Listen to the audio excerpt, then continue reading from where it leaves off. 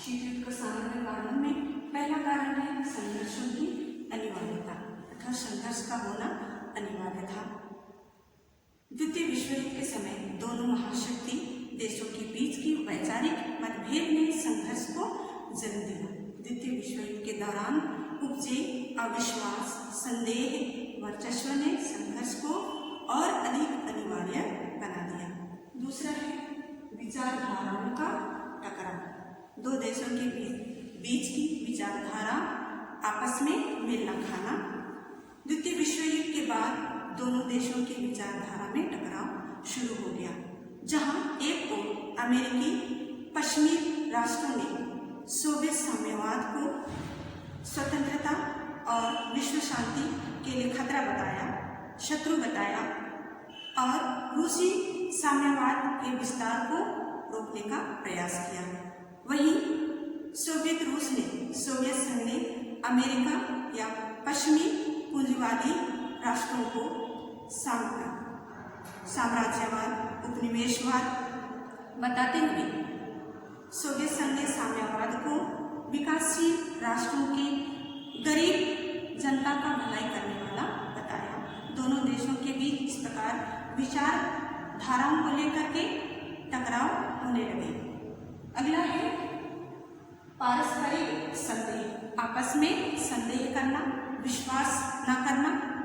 द्वितीय विश्व युद्ध के समय दोनों देशों के मध्य पनपे अविश्वास और पारस्परिक संदेह ने शीत युद्ध को जन्म दिया। द्वितीय विश्व युद्ध में दोनों देशों ने जहां मिलकर लड़ा था, परंतु अविश्वास और संदेह के कारण दोनों देश, महाशक्तिशाली देश, आपस में मित्र नहीं बन पाए। दोनों के बीच दूरियां बढ़ती गई और यही शीत युद्ध का कारण बना। अगला है विजित प्रदेशों पर नियंत्रण की इच्छा। विजित प्रदेशों पर नियंत्रण की इच्छा। द्वितीय विश्व युद्ध में अमेरिका और सोवियत संघ ने एक साथ मिलकर लड़ा था और जर्मनी व इटली पर विजय प्राप्त की थी, पर द्वितीय विश्व युद्ध के बाद जर्मनी व इटली पर आधिपत्य व अधिकार या नियंत्रण को लेकर दोनों में आपस में संघर्ष होते रहे और यही संघर्ष शीत युद्ध का कारण बना। अगला है परस्पर विरोधी प्रचार, एक दूसरे के विरुद्ध प्रचार करना। द्वितीय विश्व युद्ध के बाद सोवियत संघ ने अमेरिका को पूंजीवाद, साम्राज्यवाद, उपनिवेशवाद की संज्ञा दी, तो दूसरी ओर अमेरिका ने रूसी साम्यवाद को खतरा बताकर पूरे विश्व के सामने बढ़ा चढ़ाकर प्रस्तुत करना प्रारंभ किया। दोनों देशों के मध्य परस्पर विरोधी प्रचार ने शीत युद्ध को और अधिक उग्र बना दिया। आगे देखते हैं अंतर्राष्ट्रीय संबंधों पर शीत युद्ध का क्या प्रभाव पड़ा, कि विश्व पर या अंतर्राष्ट्रीय संबंधों पर शीत युद्ध का प्रभाव। उसमें पहला है द्विध्रुवीय विश्व राजनीति, दो महागुटों या दो गुटों का विश्व पर राजनीति। तो इसको हम देखेंगे कि शीत युद्ध ने विश्व को दो भागों में बांट दिया, एक विश्व अमेरिका के रूप में और दूसरा विश्व सोवियत संघ के रूप में। सोवियत संघ और अमेरिका ने विश्व पर अपना अधिकार या वर्चस्व कायम रखने की कोशिश की कि वे अपने अपने खेमे में अधिक से अधिक राष्ट्रों को या देशों को मिला सके। दूसरा है सैनिक एवं प्रादेशिक संगठनों का उदय या अभ्युदय। दोनों महाशक्तियों ने शीत युद्ध की अवधि में, जब शीत युद्ध चल रहा था, उस समय अनेक सैनिक व प्रादेशिक संगठनों की स्थापना की। इसको हमने पहले देख लिया है। पश्चिमी गुटों द्वारा यानी कि अमेरिकी गुटों द्वारा नाटो, सीटो, सेंटो की स्थापना की गई। वहीं सोवियत संघ द्वारा वार्सा गुट की स्थापना की गई। इन दोनों महाशक्तियों ने आपसी प्रतिद्वंदिता को गुटों की प्रतिद्वंदिता में बदल दिया। तीसरा है गुटनिरपेक्ष आंदोलनों का अभ्युदय या उदय। शीत युद्ध काल में विश्व में अनेक ऐसे भी राष्ट्र थे जो दोनों गुटों में से किसी भी गुट में शामिल नहीं होना चाहते थे।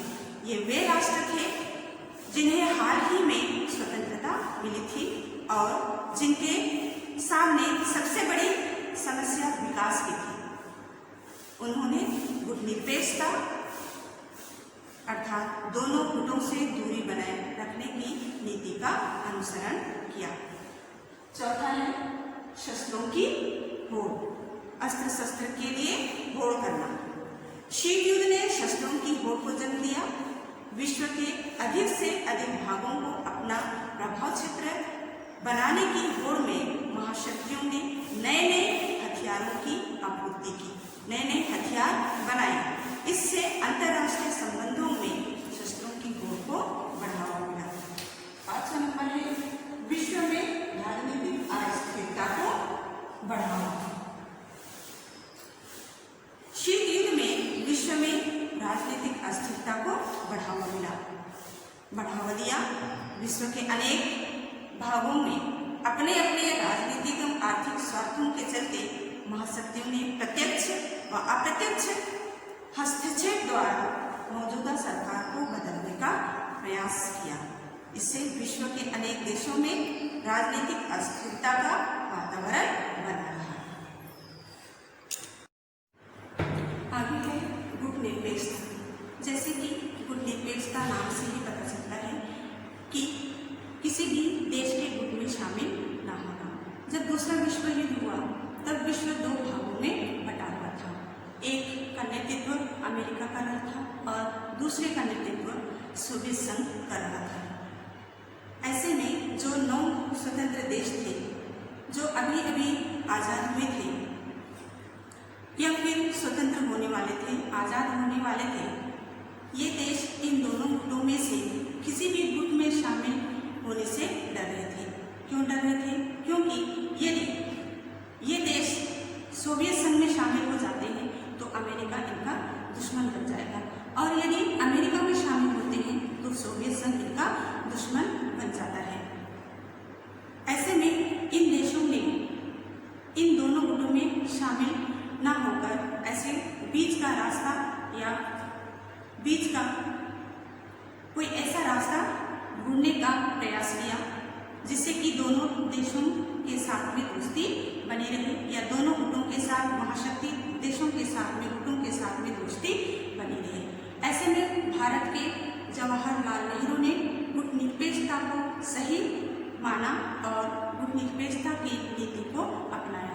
अब हम देखते हैं गुटनिरपेक्षता का अर्थ। गुटनिरपेक्षता का अर्थ है किसी भी गुट में किसी भी देश द्वारा बनाए गए गुट में शामिल ना होना, ना होकर उनसे दूरी बनाए रखना, साथ ही उन गुटों के द्वारा किए गए कार्यों की प्रशंसा या निंदा बिना डर, बिना दबाव के, बिना भेदभाव के करना।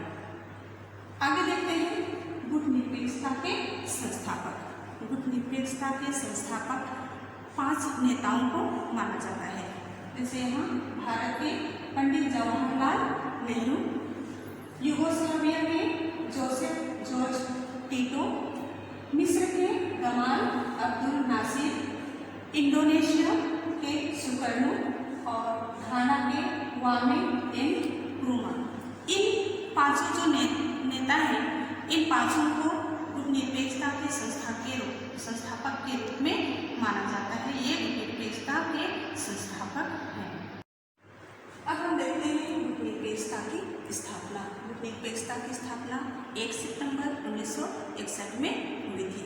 शुरुआत में इस शिखर सम्मेलन में या इस गुटनिरपेक्षता के सदस्यों में 25 देश शामिल हुए थे और अब जब 2019 में गुटनिरपेक्ष शिखर सम्मेलन हुआ, इन देशों की गुटनिरपेक्ष सदस्य देशों की संख्या 120 हो गई थी। गुटनिरपेक्षता की स्थापना में भारत की विशेष भूमिका रही है या अहम भूमिका रही है। भारत 7वें गुटनिरपेक्ष शिखर सम्मेलन की मेजबानी कर चुका है और यह शिखर सम्मेलन 1983 में नई दिल्ली में संपन्न हुआ और इस शिखर सम्मेलन में 96 राष्ट्रों व 26 राष्ट्रों ने पर्यवेक्षक के रूप में भाग लिया।